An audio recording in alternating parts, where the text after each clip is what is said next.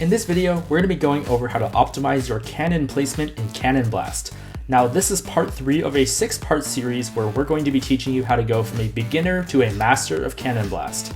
Now, we've done part 1, which is how to play, and part 2, which is a match walkthrough where I explain my thought process as I play.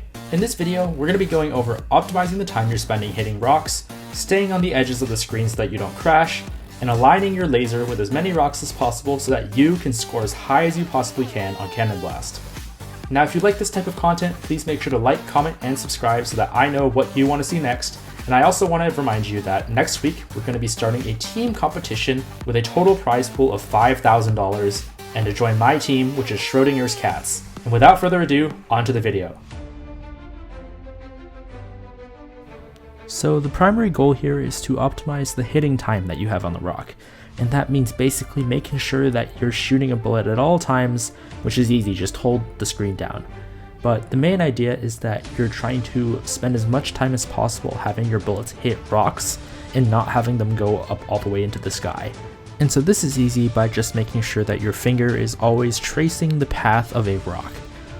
And so you'll really want to just have your eyes lock onto one of the rocks on the screen and just trace the path so that you're slightly ahead of it, because in the time that it takes for the bullet to travel upwards, the rock is going to move a little bit. So you'll want to kind of predict the rock's trajectory, and this is going to take a little bit of time to practice, but once you get the hang of it, it's going to be like second nature. So another strategy that I have here is you're going to want to be staying on the edges of the screen. And that basically means that you're just going to want to not really be in the middle of the screen and positioning your cannon in random places. The reason why the edge of the screen is a little bit safer is because less of your cannon's hitbox is going to be in the screen.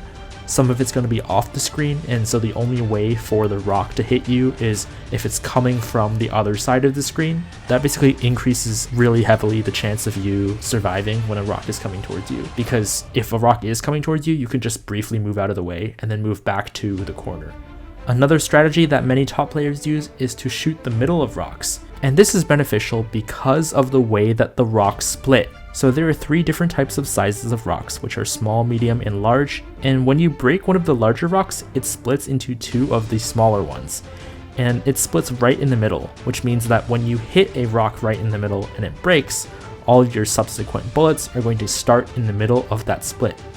And that's powerful because there is a brief moment in which when you shoot a bullet at that set of 2 rocks, it's going to hit both of them in a single bullet, and it's going to knock one off both of them, and you'll get 2 points.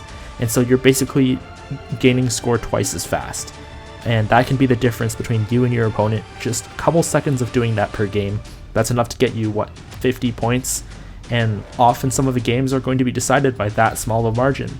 Another big strategy here is when you have the laser, you're going to want to align it with as many rocks as possible. Now, this also takes practice, and you're not invincible when you have a laser, so you'll really want to be careful. But it's basically when you have several rocks in the sky at once, you'll want to just line your laser up so that it's touching as many rocks as possible, because every single rock that the laser is touching is going to be deducted score based on how long that it's touching the laser for. This can be really powerful, especially when the laser is on the side, because that's where all the rocks are spawning from. So sometimes you'll want the laser on the side of the screen, in which it's basically going to wreak havoc because all the new rocks are going to be spawning right inside the laser. This is really powerful for when you have a single laser, because when you have a double laser, the second laser often doesn't touch the new rock. So be careful with what you do with your lasers, and often the strategy is just make sure that your laser is touching as many rocks as possible. One last strategy I have is to make sure that your cannon is underneath large numbers, and to have your eyes basically tracking larger rocks with larger values. And the reason you do this is because the smaller values are easier to hit. So in the event of an emergency, you'll be able to just kind of destroy them. But if you're spending all your time breaking small rocks and committing to it, then sometimes you'll have a huge rock coming towards you and you won't have enough time to break that rock before it kills you. So that's basically it. Thank you so much for watching. I hope you enjoyed the video. Stay tuned for part 4, where we're going to be going over power-ups. Until then, Sweet and Sour out.